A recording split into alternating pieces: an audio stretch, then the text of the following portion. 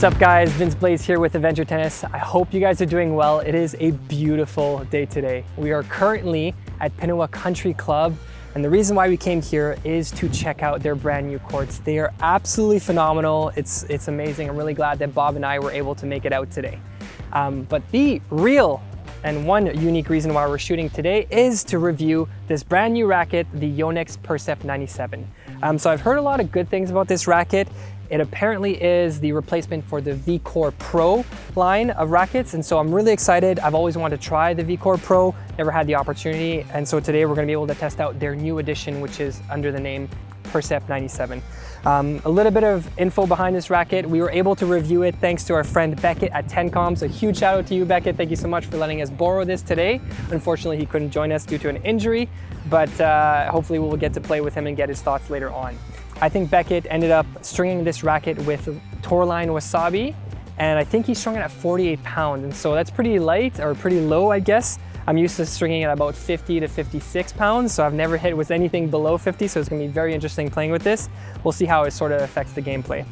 Overall, now this racket has a lot of positive reviews. I use a Yonex E-Zone myself, as you guys know, and so I'm really excited to be able to try this out. Aesthetically, it looks really beautiful. I don't know if you guys can tell from this, but it has like a nice little sort of pink touch, contrast with the green.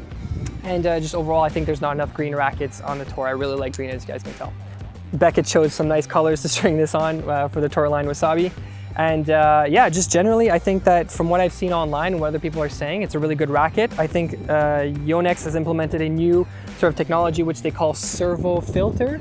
So it's supposed to be a very solid racket. It is on a stiffer side, obviously, but they are allowing a little bit of flexibility, I think, through the neck of the racket.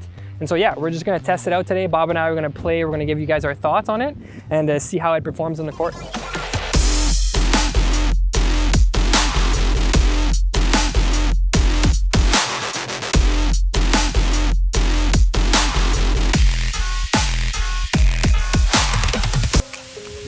Oh.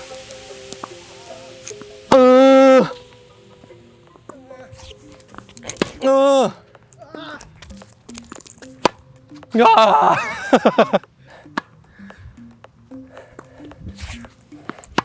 Holy, my bad. Can't even get a rally going.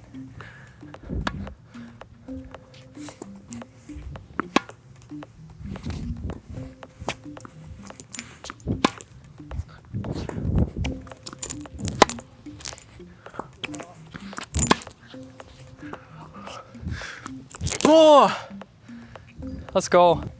All right, so after using this for a little bit, it's tough because I love giving positive reviews for rackets. It's just fun to find a racket and you enjoy playing with it like I did with the Pure Aero. But I will say it is a very difficult racket to use. Mind you, I'm no professional, I'm no expert in tennis. I'm definitely an amateur by any means. But it was definitely a tough racket to transition to. I'm used to using, as I mentioned earlier, the E-Zone 100. That is my racket of choice. And it just comes with a lot of easy power. This racket, I feel like it's almost just like a board, and you can't just tap the ball and hope for power. You really have to swing through every single shot in order to get any type of power. And so when it comes to feel, I feel like it's a very stiff racket. Maybe it has to do with like the vibration dampening or just the fact that they want a more control orientated racket. That is definitely likely the case, the reason behind this. And so if you are a professional player or a more advanced player and you're looking for a racket that can really help you pinpoint, I do think that the accuracy is pretty good. When I was getting a good swing with proper technique or decent technique, I felt like I was really choosing my spots and really able to commit, and I could feel it follow through and just really elongate my swing, and I could feel the ball really falling out of my racket. But for the most part, it just felt like a really difficult racket to maneuver, if I'm being honest. When it came to spin, very little spin. I don't have a lot of spin on my backhand. It is definitely a little bit of a flatter stroke. And I was struggling to really spin it. It was either flying off when you're hitting the sweet spot. It was flying off right out of the court. Either that's due to the tension because we are playing at 48 pounds, or I think it was really due to just a little bit less spin potential on this racket. It's definitely made for more control, and I think that's why they've sort of dampened that feel, or that's why it doesn't play as much into the spin. That being said, it is a very whippy, sort of maneuverable racket. I felt right at home coming from my E-Zone. I do think that compared to my E-Zone, which has a little bit of a thicker beam, it felt a lot more like I had more plow through with my E-Zone. There's a lot easier of a swing. This one, it really is a thinner, it reminds me a little bit more of the the Wilson type of rackets. Bob and I were talking off camera. It's very similar to the RF 97, the Roger Pro Staff. Obviously, it's not as heavy or not as gigantic or enormous, but just the feel on contact just felt very, very stiff. It also potentially has to do, I prefer an overgrip because it's a little bit softer and it dampens a little bit of the hit. But when I was serving, I struggled really getting a good contact on it. I struggled, and my elbow was letting go. It was definitely, I could really feel it. So if you have elbow issues, I do not recommend this racket at all. Oh, come on. Yeah, see that one? I just missed off the sweet spot and no control whatsoever. So you really have to, it's definitely more an advanced racket.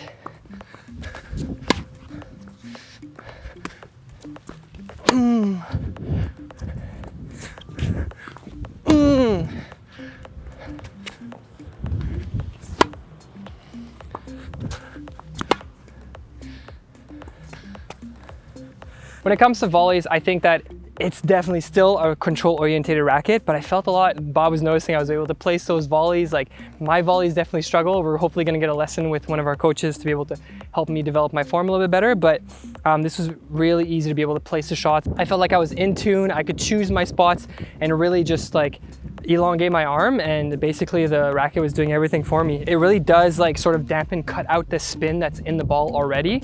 I don't know if that's anything with the stability or the servo filter that's going on here, so it's really reducing that spin, so it's allowing me to really dictate the shots on the volleys, which is amazing. On the serves, still stiff racket, very stiff racket. I was able to hit a couple of good ones. Definitely, like I mentioned since the beginning, it is a control-oriented racket in my opinion. Still not a beginner-friendly racket. It's something that you sort of have to shape your game around and really learn to play with. But as I was telling Bob off the camera, if my game and my technique game became a lot more technical, this might be something I could consider potentially switching to. But right now, being at the level that I am, being an amateur, just enjoying the sport, I don't see myself using this at all. But definitely some positives to rackets. I'm really great that we had more time to play with it and to tinker around with it. So yeah, anyways, we'll just go check in with Bob and see what he thinks about this racket. Oh, okay. All right, here we go. Sweet spot's kind of hard to find, but that's common with like control rackets, but kind of reminds me of a 97, but crispier and more maneuverability.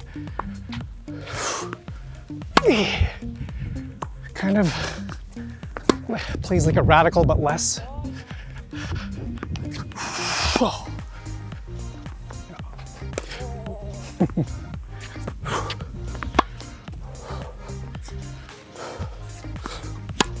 Woo! Yeah, you really gotta find the sweet spot. Definitely a demanding racket. I don't find it to be a spin-friendly racket, but you don't want a precision racket to be too spinny, or else you just start spraying. Nice try. Sweet spot's hard to find. Ooh.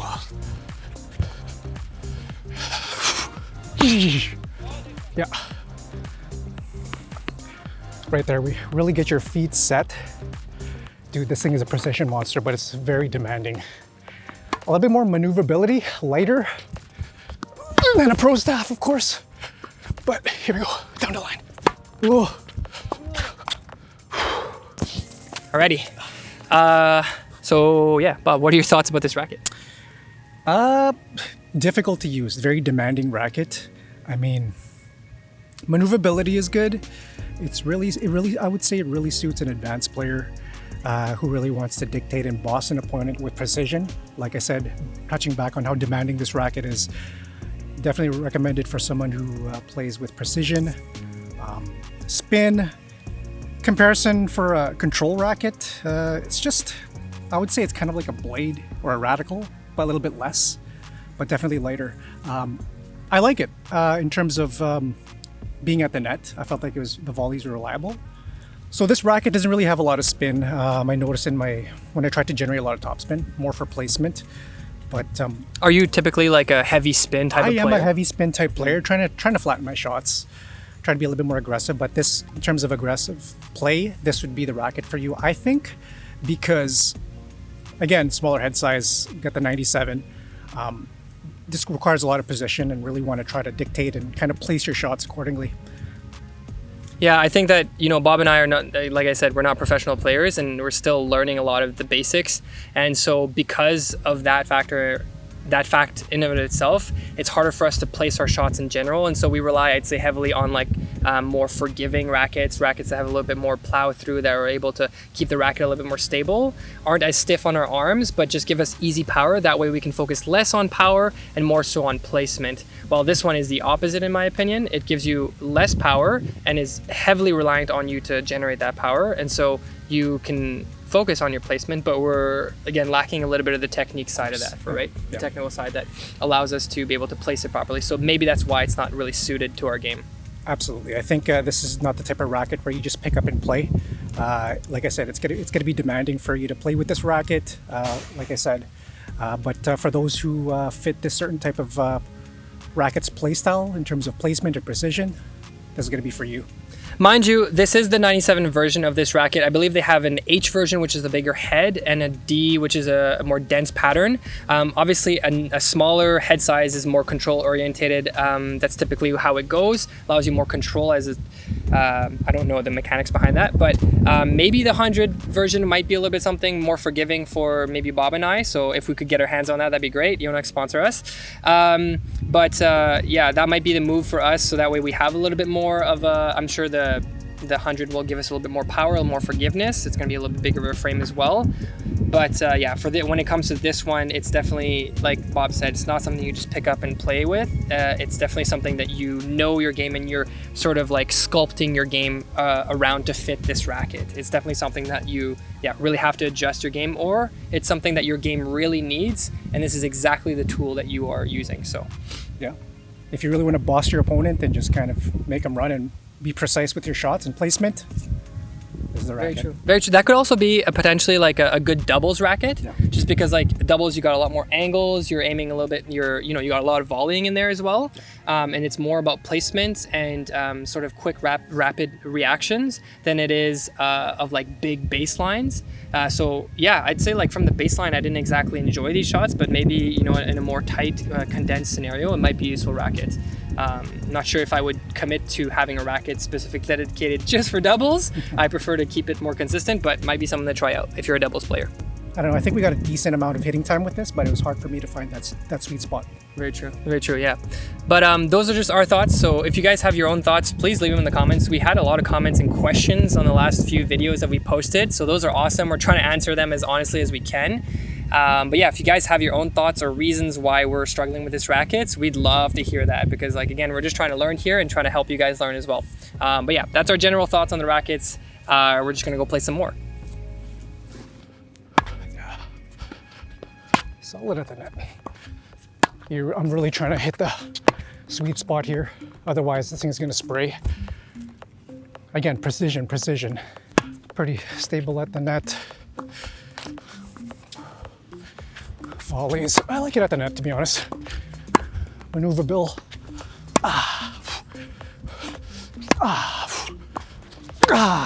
Okay.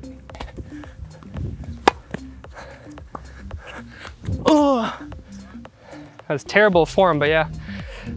Yeah, it doesn't spin that much on my backhand, or a very maneuverable racket though, in my opinion. See, like that shot right there. Obviously not necessarily the best form, but very little spin, very little forgiveness. Yes, sir. But you can get those shots if you aim for them. You gotta really commit. Out. All right, so I hope you guys gained some insight on our review of this racket. Definitely, as I mentioned, not a beginner-friendly racket. It's definitely something that you want to sculpt and place and sort of shape your game around. It's definitely a control-oriented racket, but I'm glad that we were able to get some positives out of it. We Won't be switching to this anytime soon, but as we mentioned earlier as well, we'd love to hear your feedback on the Racquet. If you guys have any questions, you can leave them in the comment. We'll try to answer them as best as we can. But otherwise, consider subscribing because we've got a little bit more content coming this way this year, and we're excited about it. One more big shout out to Beckett from 10Com who did supply this racket, so definitely go check out his channel. But that's everything for us. Leave a like and a thumbs up on the video if you enjoyed it.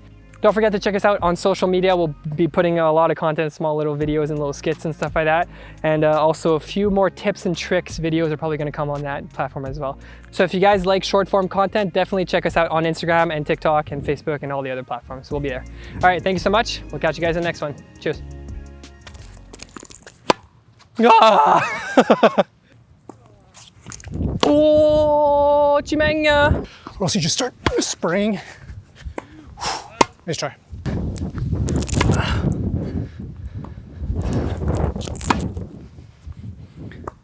Oh, beauty. Sorry, my cord came out. Nope. Oh, fuck. Oh, sorry. Come on, stay. Thank God.